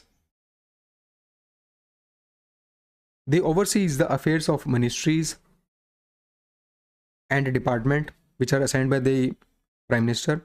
They deal with the official governmental important paperwork. They prepare notes on the issue to be discussed by the Prime Minister with senior politician, bureaucrats, etc. So there are many things these principal secretaries do. Recently, Government of Bodoland Territorial Region in Assam has included which as an official option in the religion column of various application form. So which has been included in the as an official option in various application form? It is Bathuism. Okay, now talking about Bathuism, Bathum is a traditional faith of Bodo people, okay, who are living in Assam. The word Bathu is derived from the Bodo language, where Ba means 5 and Tho means deep philosophical thought. Okay, now this faith system is based on 5 elements. First one is Bar, Sun, Ha, Or and Okran, which means air, sun, earth, fire and sky. So these are the 5 elements on which this faith system has been based. Now talking about this Bodoland Territorial Region, it is also known as Bodoland and it is an autonomous region in Assam. It is made up of 4 districts of Assam, and the 4 districts are Kokrajhar, Chirang, Baksa and Udalguri. Kokrajhar, Chirang, Baksa and Udalguri. And this region is administered by the elected body which is known as Bodoland Territorial Council. Recently, Union Minister of Ports has inaugurated Inland Waterways Terminal. It was inaugurated at a location in Assam to enhance the logistics and connectivity in eastern India while strengthening the trilateral trade between India, Bangladesh and Bhutan. So to strengthen the trilateral trade between India, Bangladesh and Bhutan, this Inland Waterways Terminal was inaugurated in Jogi Ghopa, which is based in Bongai Gaon district of Assam. Okay, now the foundation stone of this terminal was laid in the year 2021 and it is located at a strategic location which is at the distance of 91 km from Gelefu, which is based in Bhutan, 108 km from the Bangladesh border and 147 km from the Guwahati. It was built at the cost of 82 crores. And this project was overseen by the New Delhi based National Highways and Infrastructure Development Corporation Limited, and which is under the Inland Waterways Authority of India. Now talking about Inland Waterways Authority of India, it primarily undertakes the projects for development and maintenance of inland waterway infrastructure which are on the national waterways. So the inland waterways transport infrastructure which are on the national waterways, it undertakes projects for development and maintenance of these infrastructure projects. Now this Inland Waterways Authority of India comes under Ministry of Ports, Shipping and Waterways, and its headquarters is located in Noida. Recently, Prime Minister Narendra Modi has invited 10 prominent personalities from various fields to join a national movement which is aimed to raise awareness about which thing. Okay, so to raise the awareness about obesity, recently Prime Minister of India Narendra Modi has invited 10 prominent personalities. Now these 10 prominent personalities are associated with various fields. Okay, Prime Minister Narendra Modi ji has also urged people to combat obesity by reducing the consumption of edible oils by 10%. Now, who are these 10 personalities? These are the Jammu Kashmir Chief Minister Omar Abdullah, businessman Anand Mahindra, actor Dinesh Lal Yadav, Olympic medalist Manu Bhakar, Mirabai Chanu, actor Mohanlal, and actor R. Madhavan, Shreya Ghoshal, Sudha Murthy, and Nandan Nilekani. So these are the 10 prominent personalities which are invited by the Prime Minister Narendra Modi ji to raise awareness about the obesity. Recently, Uttar Pradesh Chief Minister Yogi Adityanath has laid the foundation stone for India's first biopolymer plant in which of the following district? Now, this has been done to boost the eco-friendly production and generate employment. Okay. Now, India's first biopolymer plant foundation stone has been laid in Lakhimpur Khedi. Now, what are these biopolymers? Biopolymers are materials which are manufactured with the help of biological sources like fats, vegetable oils, sugars, etc. And they decompose easily in the environment. That's why India's first biopolymer facility or plant has been developed. Now, this facility has been developed with an investment of rupees 2,850 crore rupees. Its inauguration has been done. Its foundation stone has been laid in Lakhimpur Khedi district of Uttar Pradesh. Okay, and it will develop bioplastic which are derived from sugarcane. The products of this plant would be the bottles, plates, cups, carry bags, etc. Now, this plant is poised to be country's first integrated facility which is operating entirely on the renewable energy. So, this plant will be operating entirely on the renewable energy. Recently, Indian Navy has handed over decommissioned landing ship tank. You have to tell me the name of this tank. And this tank has been provided to Maharashtra Tourism Development Corporation for conversion into India's first underwater museum and artificial reef. So to convert Indian Navy's ship into India's first underwater museum, a ship has been handed over by Indian Navy to Maharashtra's Tourism Development Corporation. You have to tell me the name of this ship. So the name of this ship is INS Guldar. And this is first of its kind initiative under which a decommissioned ship of Indian Navy will be used for this purpose. Now this ship will be underwater museum which will be sunk off the coast of Sindhu Durg district of Maharashtra. So it will be sunk off the coast of Sindhu Durg district of Maharashtra and it will be used for scuba diving and tourism purposes. Now talking about INS Guldar, it is a Kumbhir class landing ship. It is a medium amphibious warfare vessel. These Kumbhir class landing ships are actually medium amphibious warfare vessel. And other ships of Kumbhir class are Gorpat, Kesari, Shardul, Sharab, Cheetah, Mahish, Guldar and Kumbhir. So these are the other Kumbhir class landing ship. Recently, Reserve Bank of India has launched an initiative that is Financial Literacy Week 2025. Now you have to tell me that this year the campaign runs from on which dates under the theme Financial Literacy Women's Prosperity. So the theme of this week or this campaign is Financial Literacy Women's Prosperity. Name is Financial Literacy Week 2025. You have to tell me the dates. So the dates are February 24 to 28. These are the dates on which this campaign will run. Okay, now this campaign is launched every year by Reserve Bank of India and it was inaugurated in the year 2016 to promote the financial literacy in the country. Okay, now under this campaign, RBI will undertake some multimedia campaigns. Another important information related to RBI is that RBI has recently released an app that is RBI Data App. Now this application will help in accessing the macroeconomic and financial data related to Indian economy. Okay, and this will be helpful for researchers, students, policymakers, and general public. As per recent information, which of the following state has achieved 100% completion of houses under Pradhan Mantri Awas Yojana Gramin? So recently, Arunachal Pradesh has achieved the 100% completion of the houses under this scheme. Now, This scheme was extended from 2024-25 till the year 2028-29. And under this scheme, earlier the target was to build 2.95 crore houses, and recently 2 crore more houses will be constructed under this scheme in next 5 years. So in these 5 years, 2 crore more houses will be developed under this scheme. Now talking about this scheme was launched in the year 2016, and the nodal ministry of this scheme is Ministry of Rural Development. Under this scheme, monetary assistance of rupees 1.2 lakh rupees is provided in the plain areas, and 1.3 lakh is provided in the hilly states.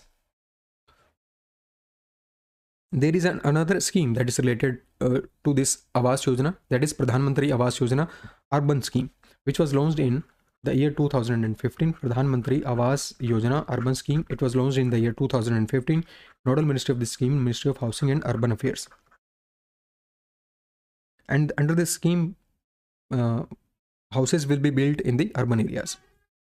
Recently, NSDL, that is National Securities Depository Limited, and CDSL, that is Central Depository Services Limited, these both companies has collaborated with which of the following organization to launch an application, that is Unified Investor Platform, integrating CDSL's MyEasy and NSDL's Speedy.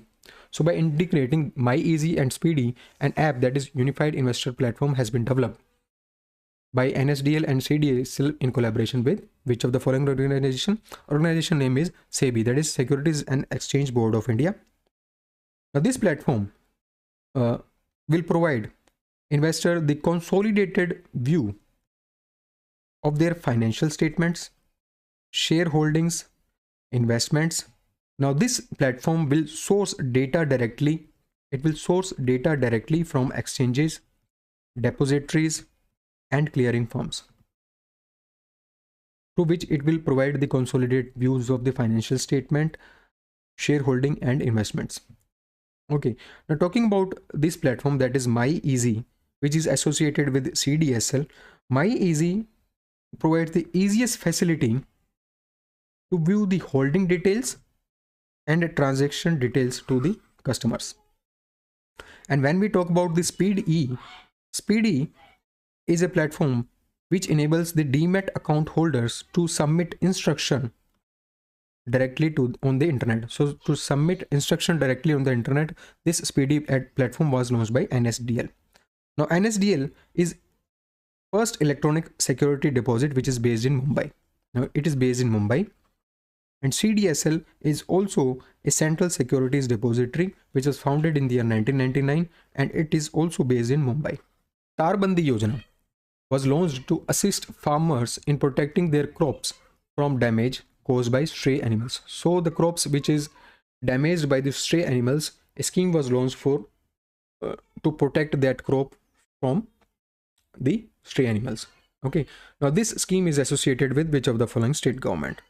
Now this scheme is associated with Rajasthan government. Now talking about Tarbandi Yojana, now this scheme was launched to address the problem of crop damage by the animals like nilgais, wild boars, and stray cattle.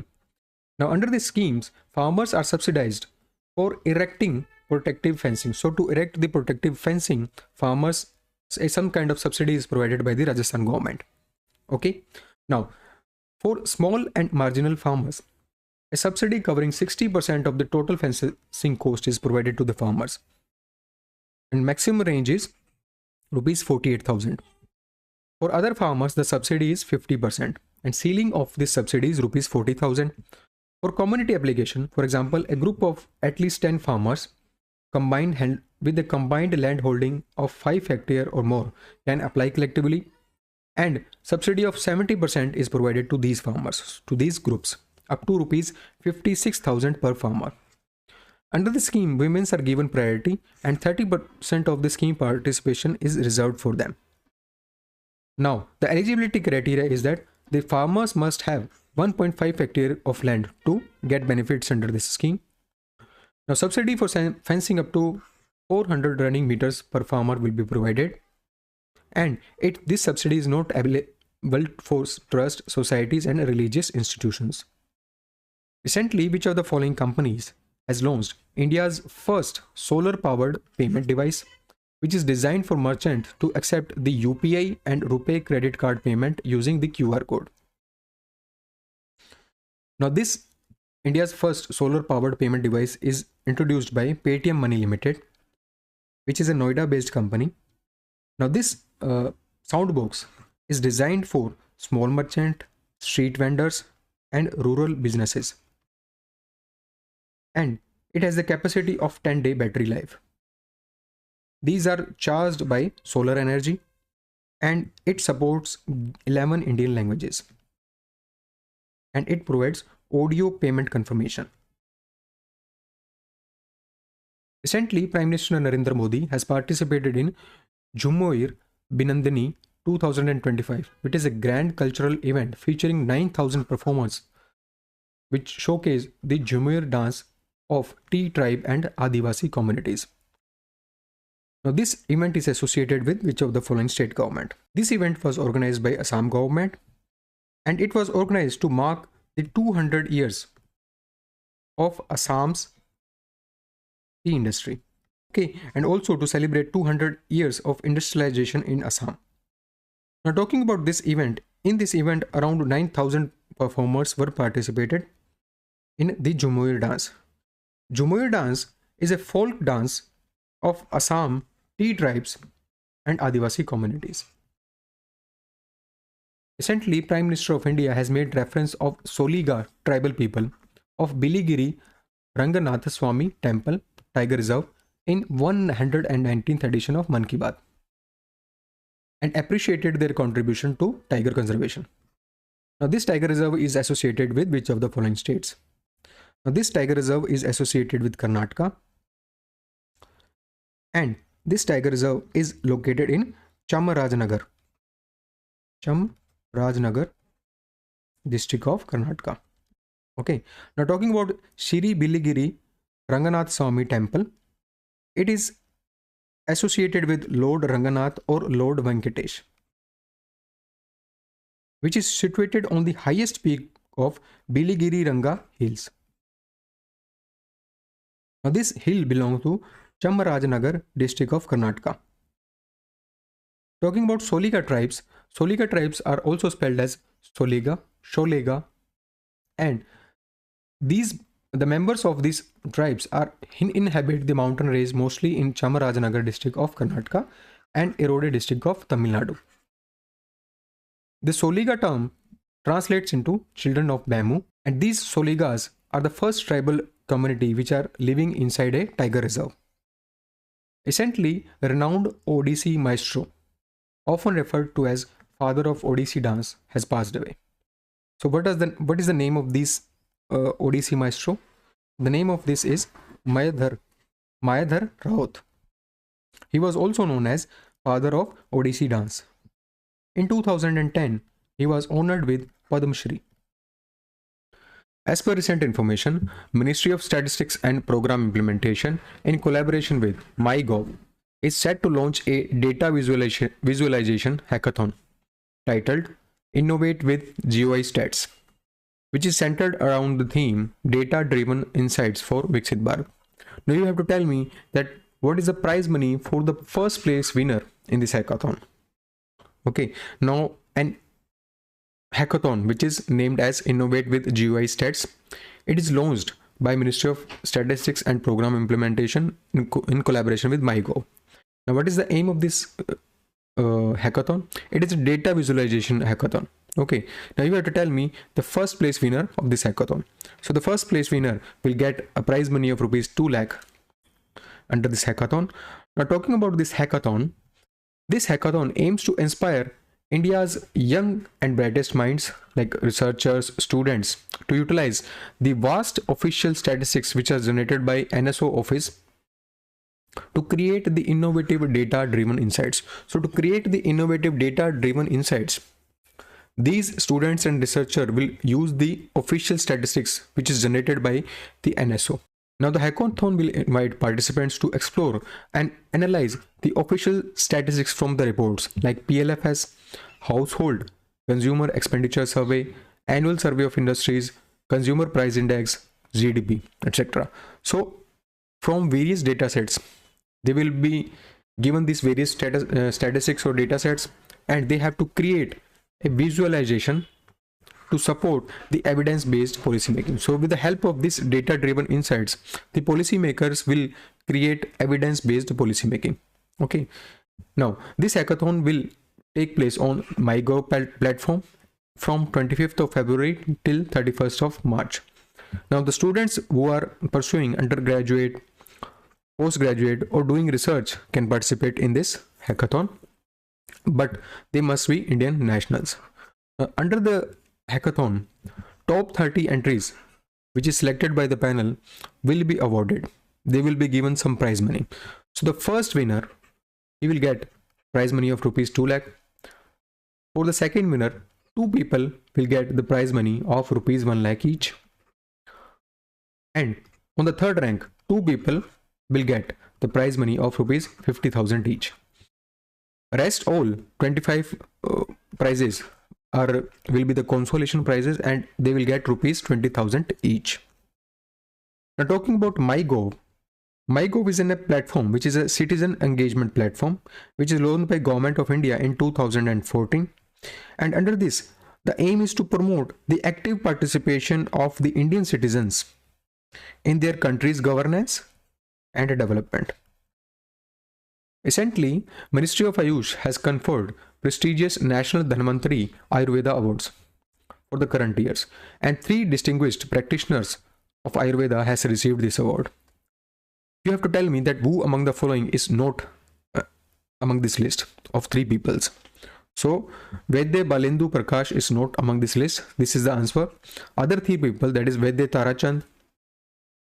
Vaidya Tarachand has received this award. He is a renowned Nadi Vaidya. Second one is Vaidya Mayaram Onyal. He is a distinguished scholar of Dravya Gun Vigyan. Third one is Vaidya Samir Govind Zamadagni. He is a founder of Vishwa Vyakhyan Mala National Conference. Now each recipient of this award will get the prize money of rupees 5 lakh, a citation and a trophy. Now, this awards is instituted by Ministry of Ayush. These awards are conceptualized to recognize the stalwarts who have dedicated their lives to Ayurveda. So those people who have dedicated their lives to Ayurveda, this awards is given to them. This award is instituted by Ministry of Ayush. Now, other information related to Ministry of Ayush is a campaign named Shatavari for Better Health. Now, this campaign was launched by Ministry of Ayush to promote the awareness regarding this medicinal plant that is named as Shatavari. Now, this medicinal plant will help in supporting the women's health. And under this initiative, a board, that is National Medical Plants Board, has played a crucial role for this initiative. And financial assistance of rupees 18.9 lakh is provided under this initiative. Recently, researchers from Physical Research Laboratory in Ahmedabad and which of the following universities and Laboratory for Electro-Optics System, which is based in Bengaluru and it is under the ISRO. Now, these 3 institutions have created first detailed map of Moon's South Pole area from Chandrayaan-3 data. So, with the help of Chandrayaan data, first detailed map of Moon's South Pole area was created by researchers of these 3 institutions. 2 are mentioned in the question. Third one is Punjab University. This map was created using the data from Chandrayaan. Now, Chandrayaan-3 lunar module Vikram landed on the south pole of Moon on 23rd of August 2023. Under this map, it reveals this partial distribution of Moon in 3 terrain types. First one is the rugged terrain. Second is smooth plains. And third is low relief smooth plains. So this is what this map has revealed. Now, talking about Chandrayaan-3 mission, this mission was launched in the year 2023 and the date is 14th of July 2023. Under this mission, it consists of Vikram and Pragyan. Vikram and Pragyan. Now, Vikram is a lunar lander and Pragyan is a lunar rover. Okay, And Vikram lander was responsible for soft landing on the moon. Okay, now Chandrayaan 1 was launched in the year 2008, and 2, Chandrayaan 2 was launched in 2019. Talking about Physical Research Laboratory, it is based in Ahmedabad, and it is a national research institute for space and allied sciences, which is supported by departments of space. Recently, Niti Aayog has formed a committee to develop a plan which is aimed to transform AIIMS New Delhi into a premier institution for medical practice and research. So to transform AIIMS New Delhi, Niti Aayog has established a committee.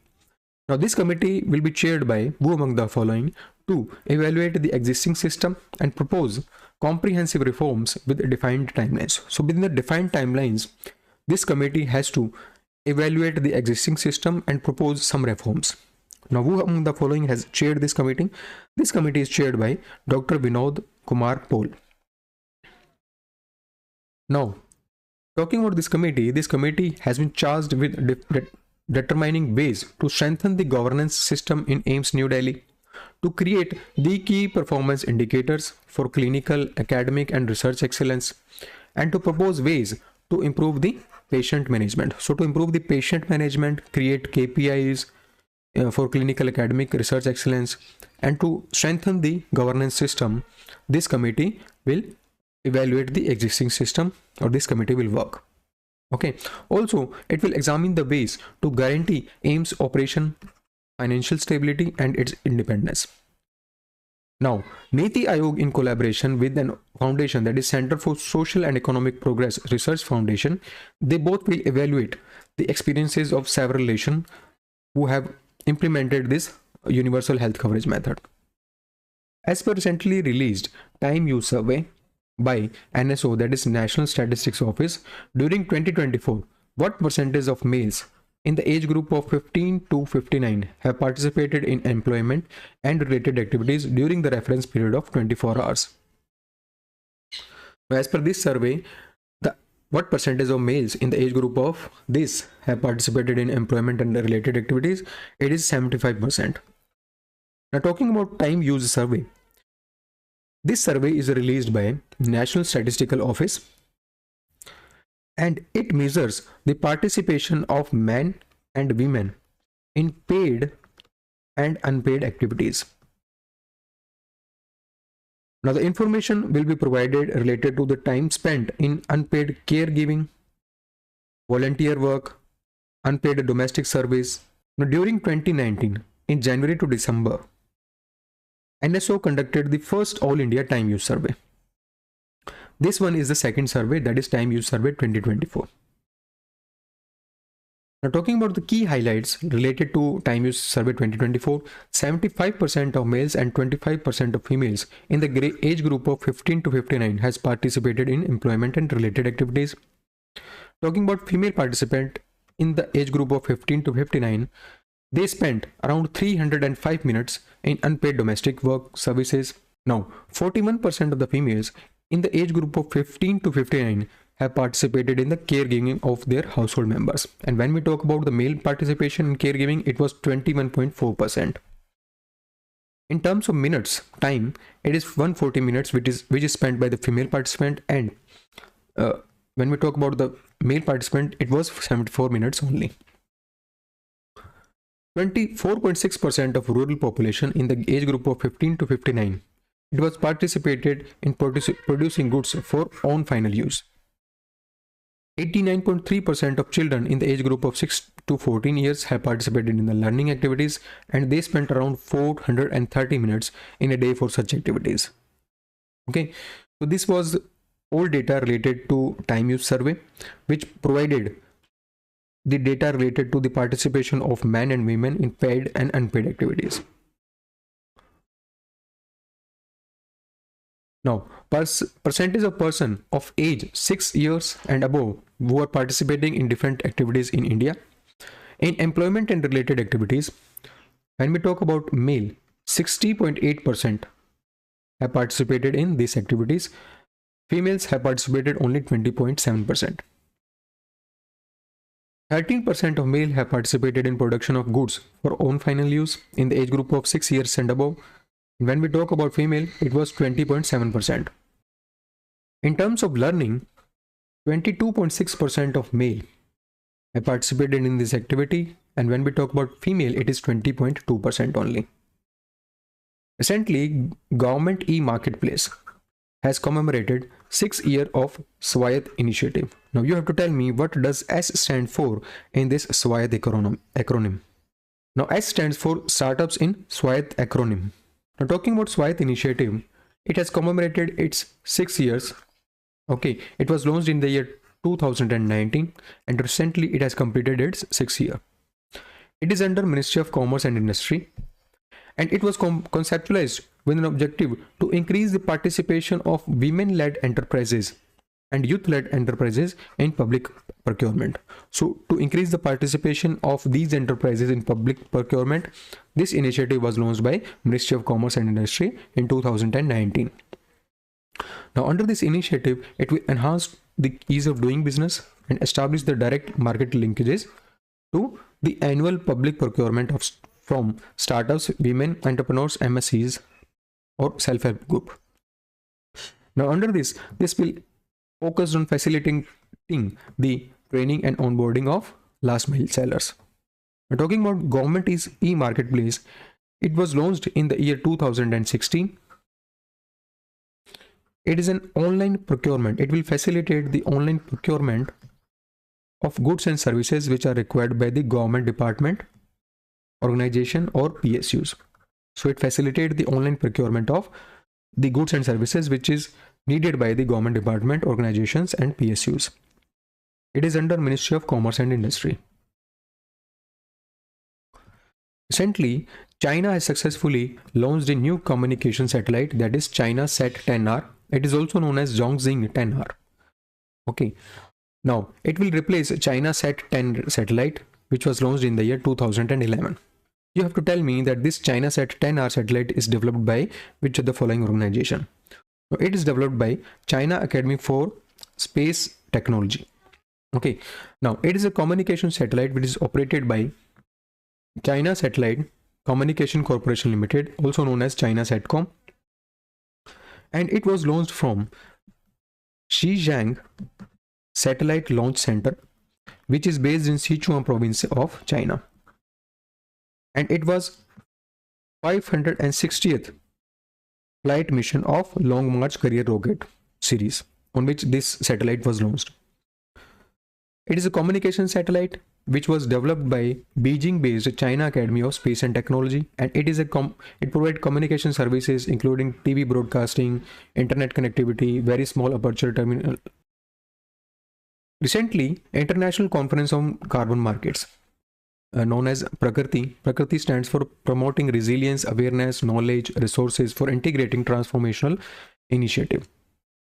Now, this conference was organized by which of the following organization in New Delhi? So this was organized in New Delhi by which of the following organization? So it was organized by Bureau of Energy Efficiency.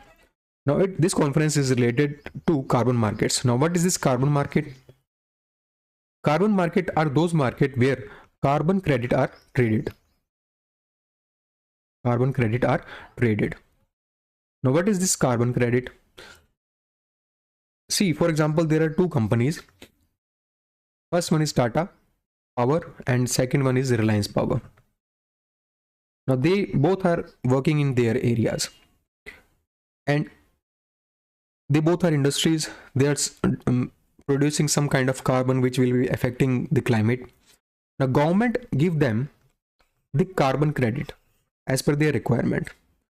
For example, Tata has been given the carbon credit 5 and Reliance Power is also given the carbon credit 5. Okay, so the 5 units of carbon credit is provided to Tata and Reliance Power. Now, for example, Tata is producing more than its requirement in a particular financial year. For example, it need 7 carbon credit for its requirement. Okay, and Reliance has produced less and it require only 3 carbon credit. So the left 2 carbon credit it can sell to Tata Power. This is what known as the carbon market. So the trading of carbon credit That market is known as carbon market. And on this international conference was held in New Delhi by Bureau of Energy Efficiency. Now, under this conference, stakeholders discussed and explored innovative approaches in addressing the climate change through carbon markets. So, through carbon markets, addressing the climate change. This was the topic of discussion of this conference. Now, talking about Bureau of Energy Efficiency, its headquarters is located in New Delhi. It was created in 2002, and Ministry of Power is looking towards this.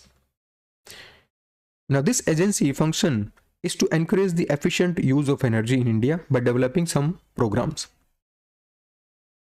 As per recent information, which of the following states is introducing a bioengineering initiative using the vetiver grass to address the increasing frequency of landslide? So, to address landslide, a bioengineering initiative using vetiver grass has been introduced by which of the following states? So, the state name is Himachal Pradesh. Now, what are these vetiver grass? Now, vetiver grass is known for its deep and dense root system, which can go up to 3 to 4 meters. Now, it will bind the soil since it has deep root system, and also it will slow the water runoff, which will prevent the soil erosion. It will absorb the excess water and reduce the soil saturation. So this is what the vetiver grass will be helpful for the Himachal Pradesh government.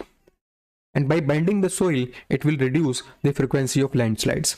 That's why the Himachal Pradesh government has introduced this bioengineering initiative. Now, recognizing the potential of vetiver grass, one authority of Himachal Pradesh government, that is Himachal Pradesh State Department Management Authority, has collaborated with Vetiver Foundation's initiative, that is Climate Resilience and Sustainability Initiative. So with this initiative, this authority has signed an collaboration agreement. Okay, now this is based in Tamil Nadu. Recently, which of the following countries has launched a new sovereign wealth fund named Daya Anagata Nusantara or Danantara? Now, this sovereign wealth fund will be helpful to manage the state's asset worth more than $900 billion. So, to manage the state's assets, this sovereign wealth fund Danantara was launched by Indonesia.